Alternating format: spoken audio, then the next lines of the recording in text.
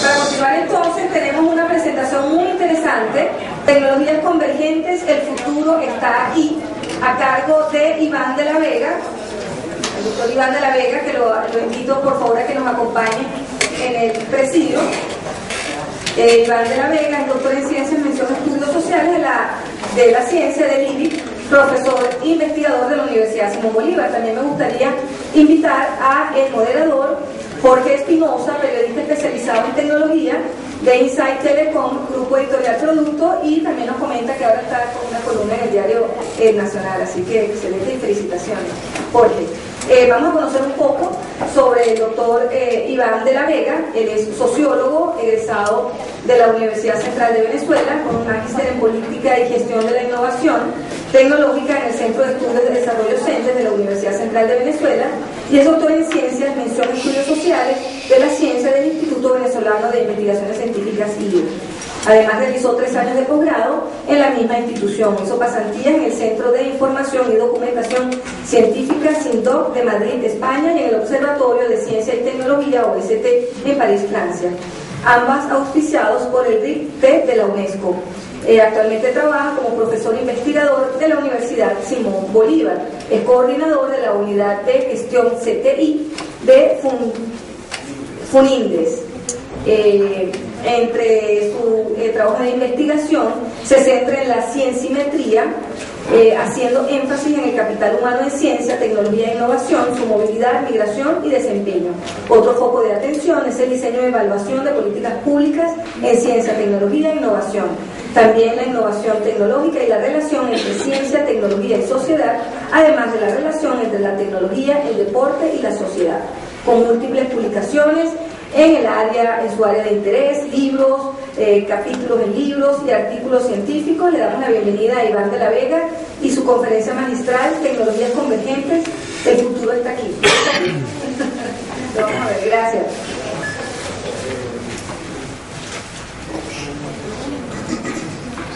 Buenas tardes, bienvenidos. Gracias a Cabedato y a Cela por esta oportunidad. Qué mejor introducción que la que acaba de dar Sonia, pero cumplo con el deber de decirles que vamos a hablar de tecnologías convergentes, el futuro que no siempre vemos que ya está acá, que lo palpamos y lo vivimos. Nosotros siempre nos imaginamos, así como cuando veíamos los supersónicos y todo esto, que era algo a futuro, pero no, ya estamos aquí. Y bueno, vamos a escuchar qué nos dice el profesor y vamos a luego con las preguntas para que nos responda, las dudas, opiniones. Va a estar bien interesante, ya verán.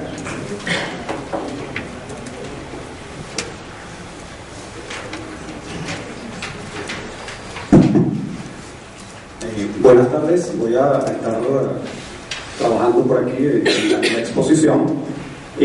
A Cabedatos, gracias por la invitación. Tenemos unos invitados especiales, ¿no?, aquí a mi izquierda, de la Universidad Simón Bolívar. Y para comenzar, por cuestiones de tiempo, voy a empezar con una innovación. Estuvimos hablando previamente de innovación. Bueno, la innovación es que no hay título.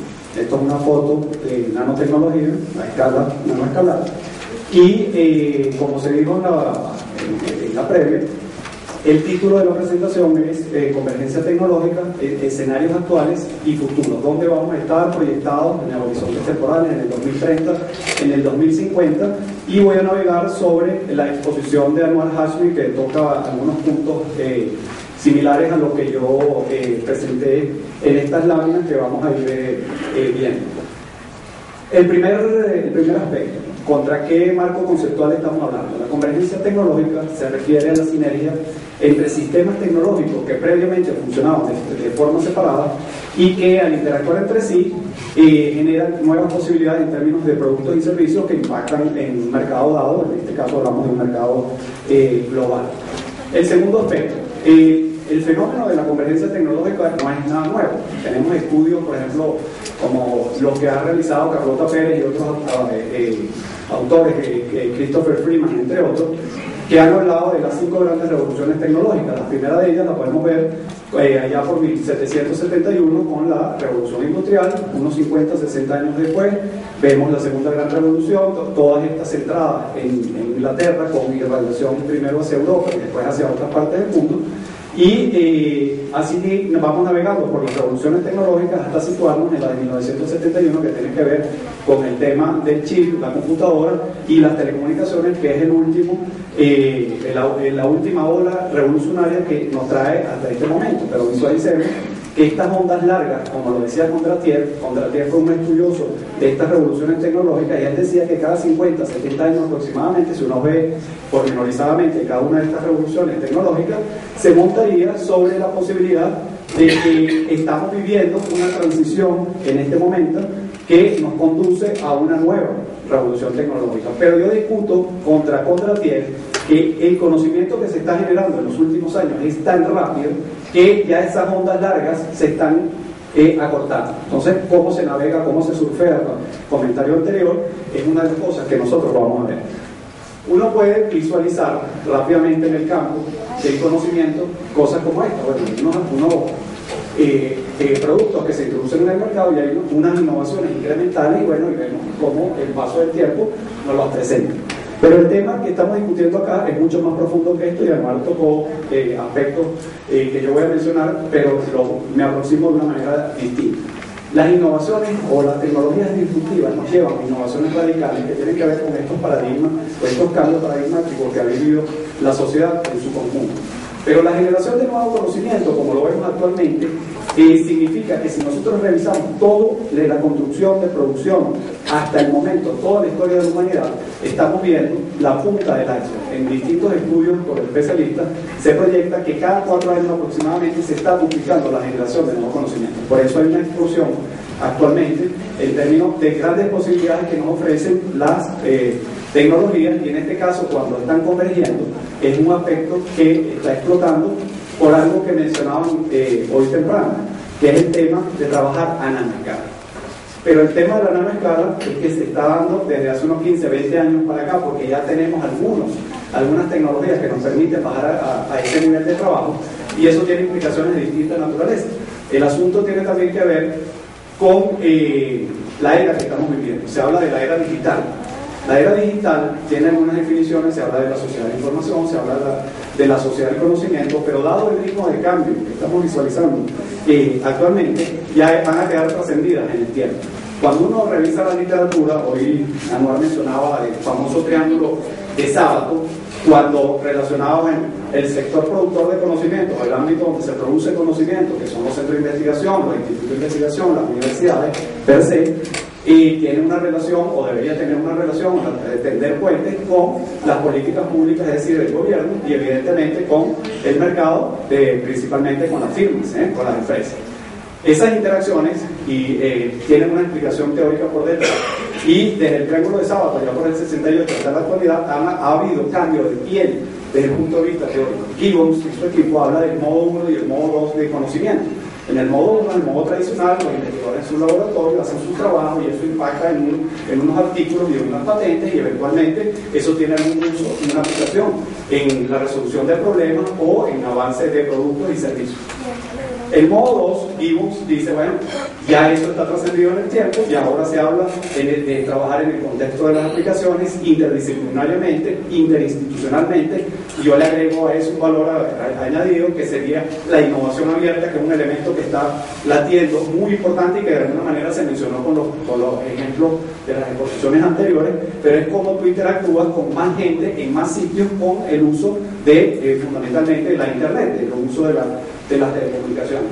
Entonces, el asunto, el telón de fondo de toda esta discusión que estamos viviendo hoy en día tiene mucho que ver con esta convergencia tecnológica que se convierte en un tsunami tecnocientífico que nos está invadiendo, y muchas de las personas que estamos viviendo esto no nos estamos dando cuenta. Entonces, a mí me gustaría visualizar un poco todo el término de las conexiones mundiales y de las posibilidades que se generan.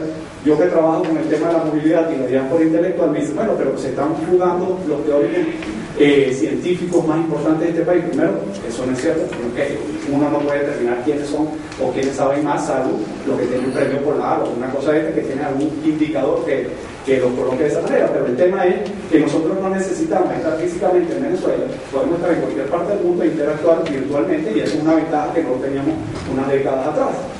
El asunto de discusión acá tiene que ver con la convergencia tecnológica, específicamente con las navis, lo nano, lo bio los cosmos.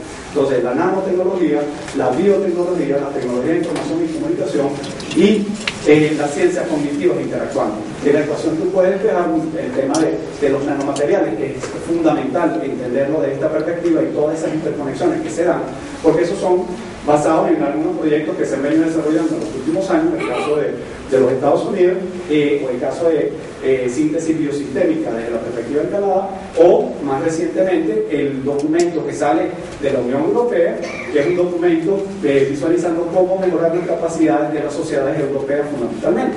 Entonces, el asunto que estamos discutiendo no es trivial. Veamos aquí un tsunami tecnocientífico pasando por encima, ¿verdad?, de una pareja que está en el borde de la playa, y ellos están simplemente visualizando allí y no se están dando cuenta, sino que en el momento que les llega, un poco de los ejemplos anteriores, porque la visualización que se tiene de la evolución del conocimiento, como diría un amigo mío, ¿no?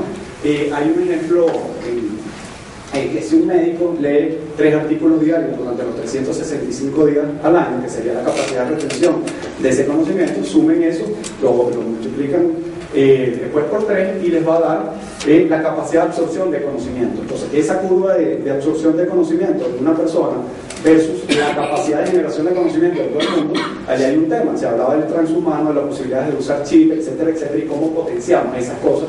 Es un tema a discutir simplemente para que lo tengan ahí en el tintero a medida que evoluciona la exposición. Seguimos viendo algunas imágenes con respecto a lo que es la nanociencia y la nanotecnología, que es otro fenómeno que me gustaría comentar.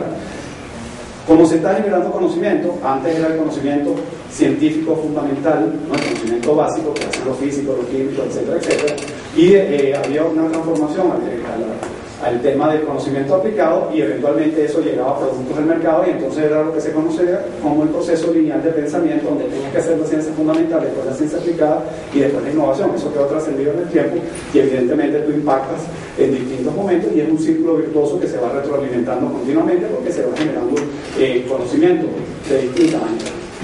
Esta primera parte de la presentación es simplemente para ver cómo propositivamente, ¿verdad?, las propuestas de mejora de la humanidad en términos de cerrar esas brechas con respecto a los que menos tienen o los que más problemas tienen, se genera con los grandes dilemas de la humanidad. Entonces hay una versión de que el conocimiento se genera y que ese conocimiento va a tener un impacto social muy importante, y la realidad es otra. Hoy vemos que hay múltiples problemas en la sociedad global. Vemos posibilidades de guerras, gente con hambruna, cada vez los que más tienen consumen más de los productos a nivel mundial, y nos vamos a parar aquí. Resulta que si uno revisa los estudios desde el año 1950 hasta la actualidad, la tasa de crecimiento poblacional indica que si seguimos en este orden de magnitud, vamos a llegar al año 2050 a tener aproximadamente 12.000 millones de personas sobre el planeta Tierra. Significa, ¿no?, que eso va a traer grandes desequilibrios sociales, porque cada vez tenemos menos productos. Pero además de eso, el asunto de la población tiene que ver que la UNESCO hace año y medio, algo más de 2 años, habían establecido que habíamos llegado a 7.000 millones de personas sobre nuestro planeta Tierra. Entonces, esos grandes desequilibrios tienen mucho que ver con los desechos tecnológicos, con los problemas que tenemos de contaminación, que no solamente afectan a el planeta Tierra, sino que vemos la contaminación en los ríos, en los mares, vemos la contaminación en el aire, la capa de ozono que se mencionó, el problema de la Tierra y las posibilidades de generar nuevos productos a través del uso y el reciclaje de cada uno de ellos, y los recursos. La verdad es que los recursos renovables y no renovables los estamos utilizando por encima de la capacidad de reinserción en el producto Tierra. Entonces ahí hay un tema de ese consumo masivo y de los dilemas, los grandes dilemas del siglo XXI, porque la tecnología convergente se nos vende como la gran promesa de la resolución de todos los problemas de la humanidad, pero es que así se nos vendió en las 5 revoluciones anteriores que no mencioné por cuestiones de tiempo, que ustedes pueden profundizar, los que la conocen, y los que no pueden ir revisando para entender un poco cómo estos grandes patrones paradigmáticos que han ido cambiando la situación de la humanidad tienen que ver con implicaciones de esta naturaleza. En uno de los estudios que tuve que hacer sobre los científicos y tecnólogos venezolanos, porque para que ustedes sepan, Venezuela fue un país de inmigración entre el año 36 y el año 82, y ahora somos un país emigratorio, fundamentalmente de gente, personal altamente calificado.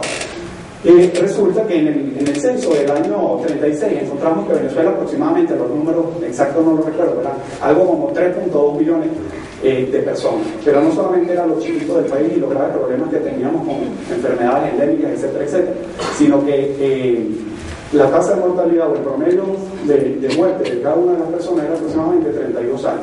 Hoy en día, ¿no? Muerte natural, no vamos a hablar de los otros problemas sociales que tenemos en Venezuela, la muerte natural está en un promedio de 72 años.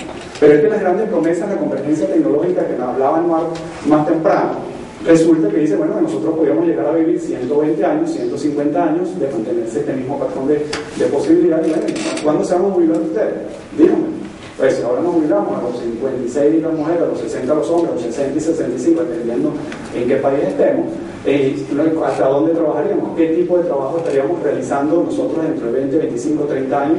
Los que lleguemos a esos años, y los que no lleguemos, bueno, ahí hay otro tipo de cosas, pero se nos venden una cantidad de posibilidades, ¿no?, que están por detrás del conocimiento que se está generando continuamente en la humanidad. Entonces ahí hay un tema muy importante.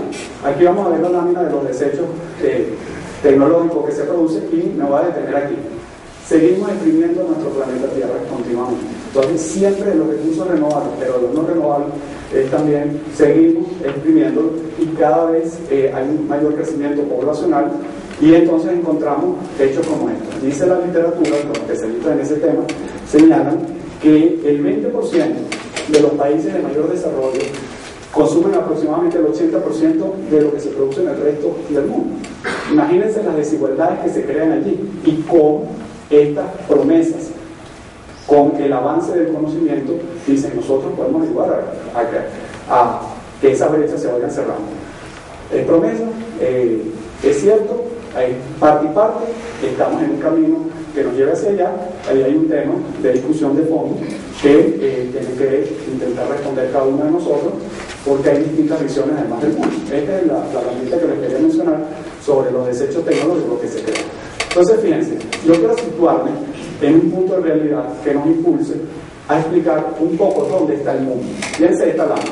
No me voy a poner a explicar todos los números, pero me voy a detener acá. Por un lado tenemos arriba los Estados Unidos. Voy a colocar un país intermedio como España, además lo había mencionado, un país como Chile, mucho más pequeño que Venezuela, y después voy a centrarme en el caso venezolano.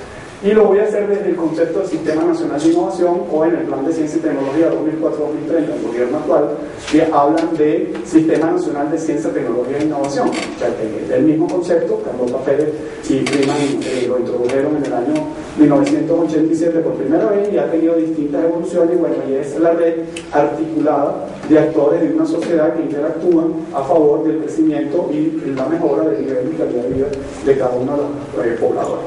Entonces, cuando hablo de Sistema Nacional de Innovación, me refiero a que todo sistema debe tener un ingreso, o sea, un gobierno o empresas que aportan capital para hacer investigación.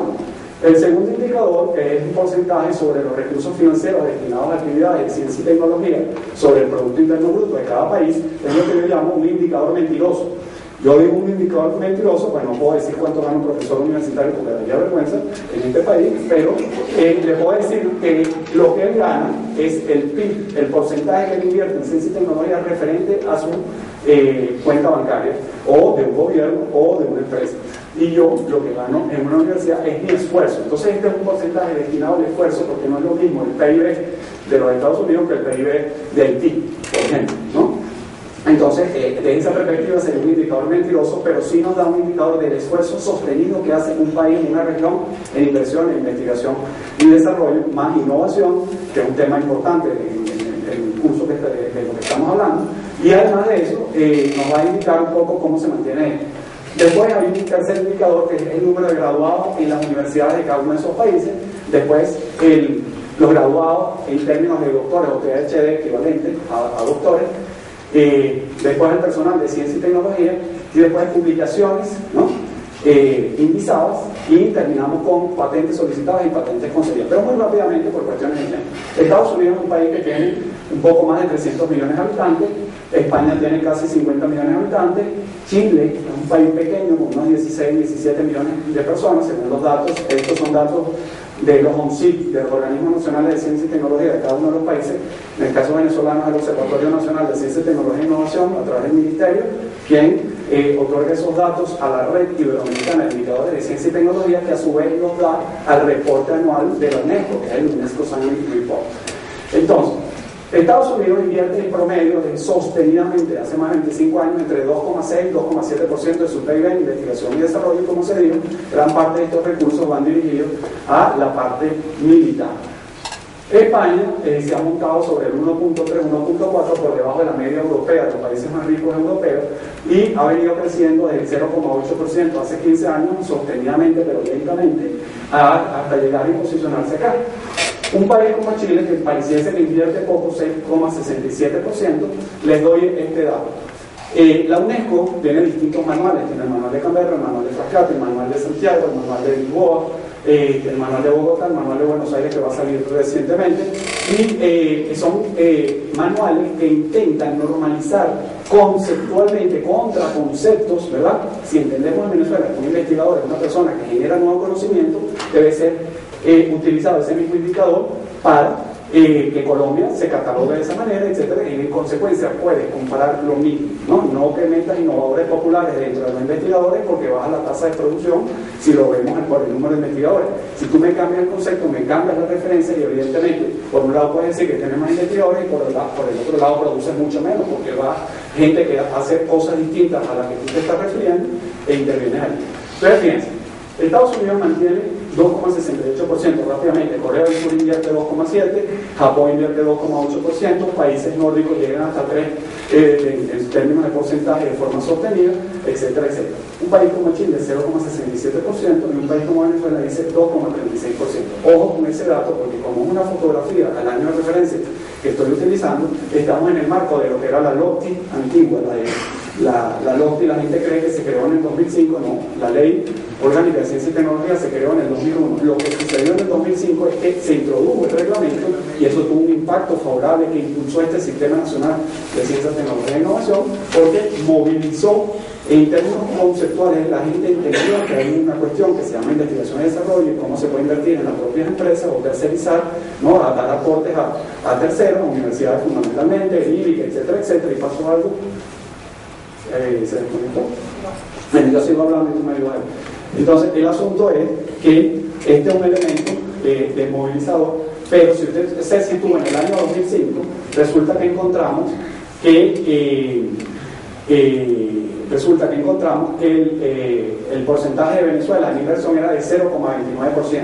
Si nos retrotraemos a 15 años atrás, Venezuela en el año 94, con la gestión de Ignacio Ábalos, aumentó fundamentalmente porque hicieron un lobby político, etcétera, etcétera, y mejoró. Pero eso no es bueno, porque cuando uno diseña políticas públicas, tú inviertes y tienes proyectos de investigación, formas gente, ahí está para congresos, para revistas, etcétera, etcétera, y tal. Si tú al año que viene crees que va a seguir creciendo y te quitan los recursos, evidentemente el impacto va a ser negativo. Entonces es mejor hacer como hizo España, o Brasil, dar fondos de forma sostenida e impactar a la economía. Pero voy a ir más rápido. Aquí, el número de graduados. Estados Unidos graduó para el año de referencia, siempre los indicadores, una de las cosas que no le gusta a mi amigo Pablo Viendo, es que tú te refieres a estadísticas y son procesos anteriores. Entonces tú estás hablando siempre de algo que ya sucedió, pero que eventualmente tienes que generar, diseñar el indicador e interrogar correctamente para lo que estás preguntando, puedas tener la respuesta que te interesa. Entonces, el asunto es que Estados Unidos para el año de referencia graduó a más de 1.500.000 personas, España a 78.000, Chile a 57.000 y Venezuela a 124.000 personas aproximadamente. Son un promedio estadístico nada más, no es igual que la matemática, no es exacto. Cuando vamos a niveles de PhD, los Estados Unidos para el mismo año egresó de sus universidades e institutos de investigación, en algún caso, más de 55.000. Fíjense que España tuvo más de 7.000 doctores para el año de referencia, Chile 395 y Venezuela 19. Ustedes dirán, ¿qué pasa allí? Estos son datos del propio CIP. Pero les digo, el año anterior fueron 118 doctores que egresaron de nuestras universidades o programas doctorales de las instituciones en Venezuela. Si les doy la pirámide rápidamente, la universidad que tiene más programas doctorales es la Central, después viene la Universidad del Zulia y la Universidad Simón Bolívar, que es una universidad comparativamente más pequeña que las otras, en términos de que tiene solamente 1.000 profesores versus la Central más de 6.000, entonces para que vean órdenes de magnitud. Entonces, si nosotros tenemos un contexto poblacional que nos indica el tamaño del país, un proceso de inversión, un número de graduados en términos de pregrado en todas las áreas de conocimiento, y tenemos tantos doctores por este lado, esa gente, ¿verdad?, tiene que tener un impacto en términos de las comunidades científicas para desarrollar ese conocimiento que va a hacer referencia después para trabajo en convergencia tecnológica o en cualquier área de conocimiento. Entonces, resulta que los Estados Unidos tienen más de 2.300.000 investigadores en su haber.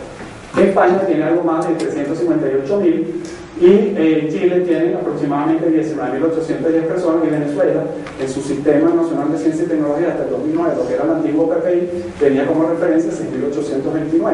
Ahora cambiaron el sistema y ahora se introdujeron innovadores populares y otras categorías, y ahora entonces subimos a 12.000 y pico, pero todavía estamos por debajo de la media. Lo que no le dije antes, que los manuales estos que hacía referencia establecen que los países deberían tener, los países en vía de desarrollo, un investigador por cada 1.000 habitantes. Si eso lo proyectamos a 29 millones de venezolanos, estaríamos hablando de que necesitaríamos una comunidad científica de aproximadamente 29.000 investigadores. Estamos hablando de Venezuela. Es decir, que si hacemos la ecuación, estamos en un 72% por debajo de los requerimientos para un país en vía de desarrollo.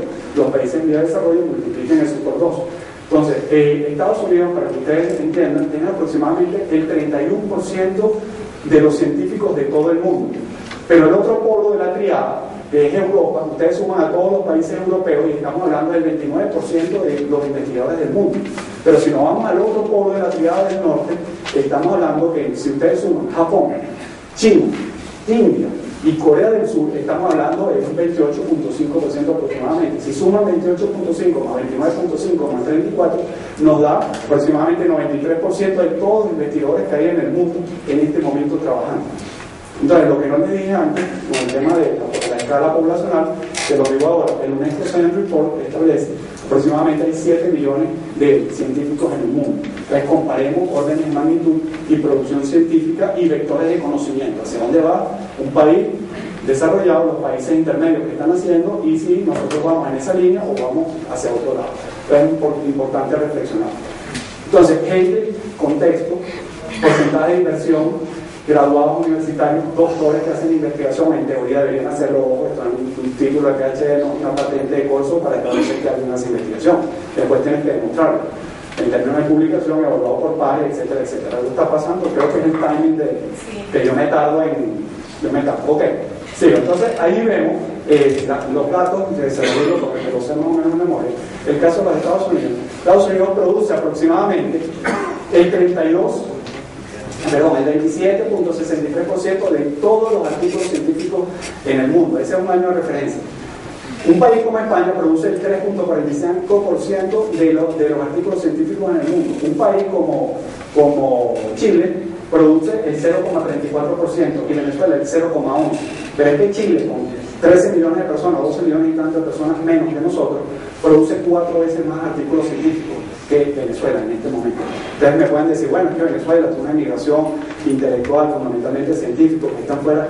Sí, pero esto se mantiene desde hace tiempo. Pero si yo proyecto esto, una curva a 20 años atrás, desde el año 90, si ustedes ven los datos del PPI y la estadística que reflejan todo esto, el que las requieran me lo solicitan, con mucho gusto se las envío, establecen que Venezuela estaba por encima de Colombia, por encima de Chile, por encima, muy similar, un poquito por debajo de Argentina, en términos de lo que eran artículos científicos en el año 90. 20 años después, Colombia nos triplica y Chile nos cuadruplica en generación de nuevo conocimiento. Entonces, ahí está pasando algo. Hay un fenómeno que hay que revisar y que hay que estudiar. Y si vamos a las patentes, no hay patentes solicitadas y patentes concedidas. ¿Por qué existe ese indicador en estos manuales? Una cosa es que usted genere son muy creativos, esta gente de la Simón Bolívar es muy creativo, dicen, mira, nosotros queremos patentar porque encontramos tal cosa. Muy bien, vamos a establecemos, hacemos búsquedas en el Google, vamos por arriba, como a las 30.000 pies de altura, vamos por encima del Google y rastreamos y pensamos que en ninguna parte del mundo hay algo que yo inventé, o mi equipo inventó, o el equipo inventó.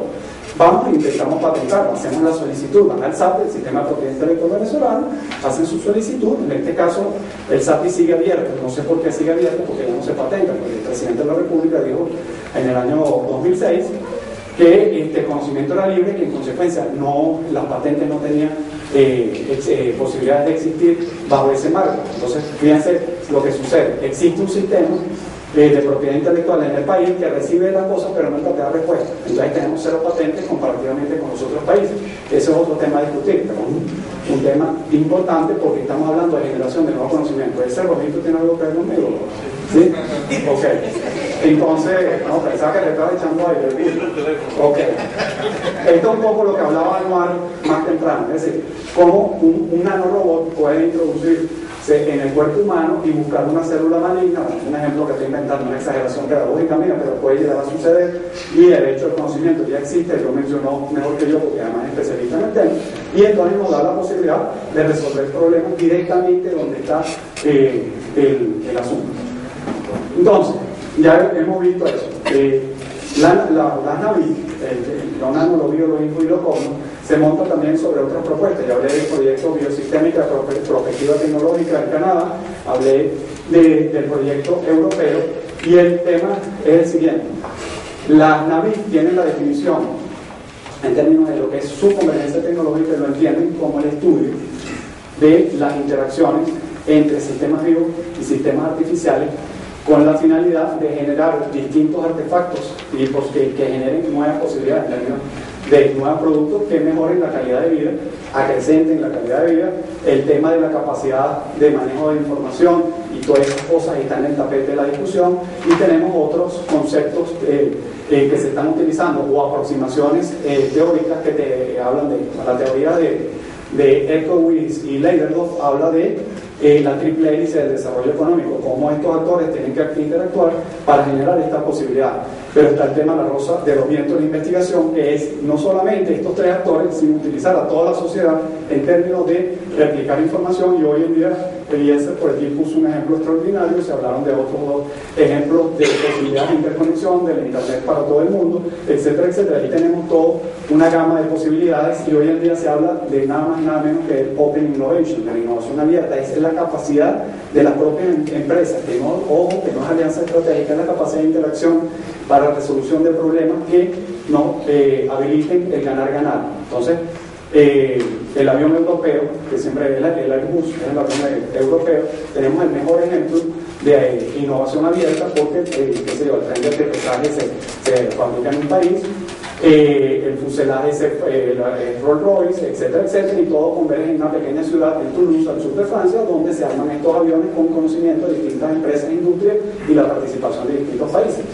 Entonces, esta convergencia tecnológica tiene ese telón de fondo de discusión, nueva promesa, es una realidad, hacia dónde va el mundo. Entonces, el tema de la discusión no es nada trivial, no es conchadeado, como diría mi amigo Oliano, que es un asunto extremadamente complejo.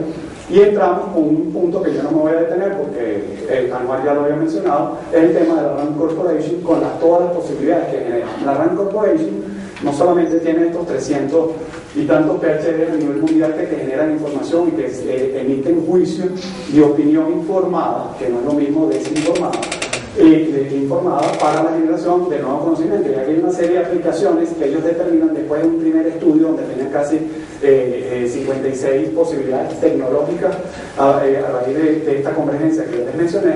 Y bueno, hablan de la energía solar barata, pero hablan de los sensores de infiltración, de la mejora de métodos de diagnóstico y quirúrgico, habla del tema de los vehículos híbridos, los indicadores de radiofrecuencia ubicua, etcétera, etcétera. Todo un tema muy importante que impacta en distintas áreas del conocimiento, pero ahí se habla del conocimiento, de la fertilización del conocimiento, cómo un área, al desarrollo de un área, afecta positivamente el desarrollo de las áreas contiguas, ¿no? Entonces, cuando estamos interactuando, cómo tú puedes impactar con esta fertilización del conocimiento, que te va a ayudar a ti a ser mucho más creativo en términos de la concepción que tienes del mundo.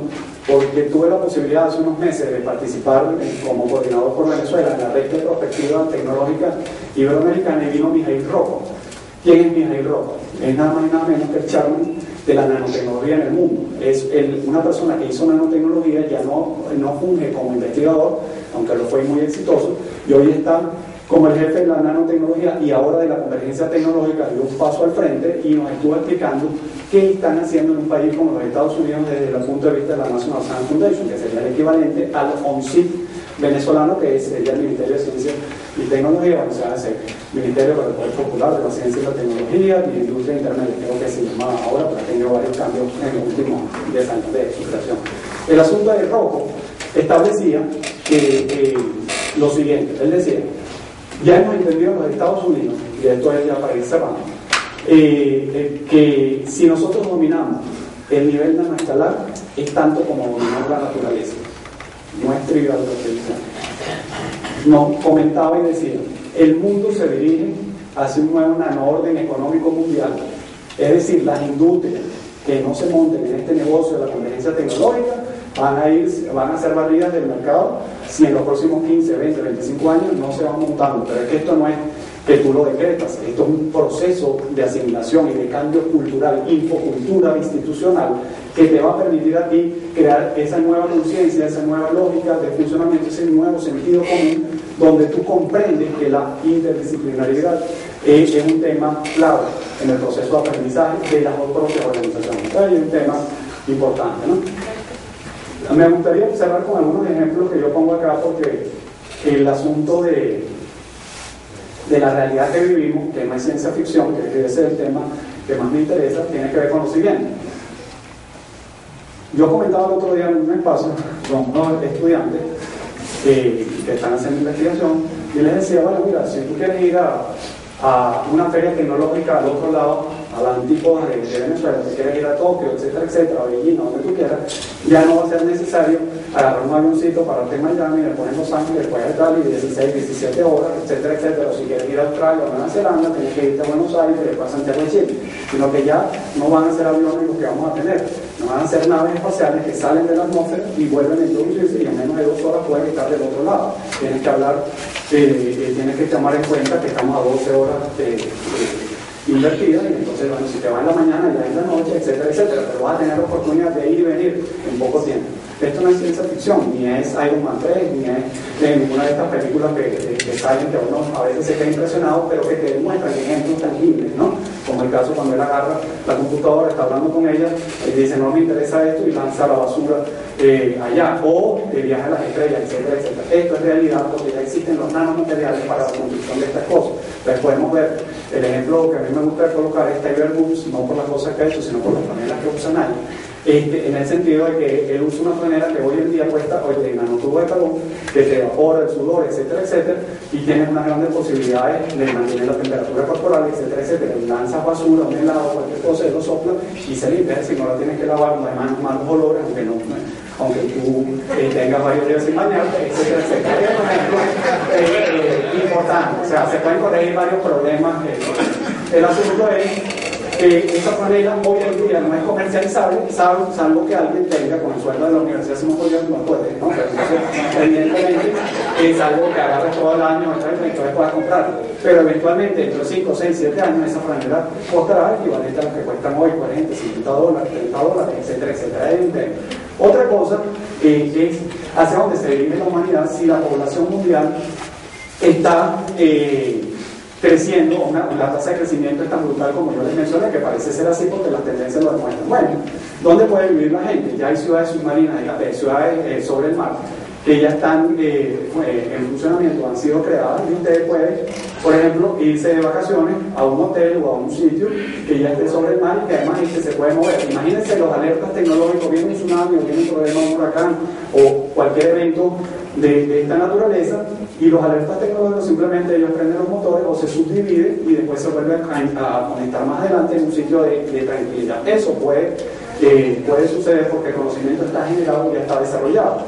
Pero si vamos un poquito más allá, al 2030, al 2040, al 2050, nos podemos encontrar ya ciudades submarinas que por encima del mar ya pueden generar con los rayos solares todo el tema de la alimentación, del desarrollo de productos, etcétera, etcétera, y son autosustentables, autogestionables desde todo punto de vista, desde el agua, la alimentación, este tipo de cosas, pero además tienen interconexión por debajo del mar. Pero si nos vamos un poco más allá, y estaríamos hablando 2050, 2060, 2070, podemos ir de vacaciones a una ciudad espacial. Esto no es viaje a las estrellas. El asunto aquí es que ya puede ser autosustentable y evidentemente ya tenemos ejemplos de gente que pasa una cantidad de meses, inclusive años, fuera del espacio en órbita, pero que pueden ser autosustentables.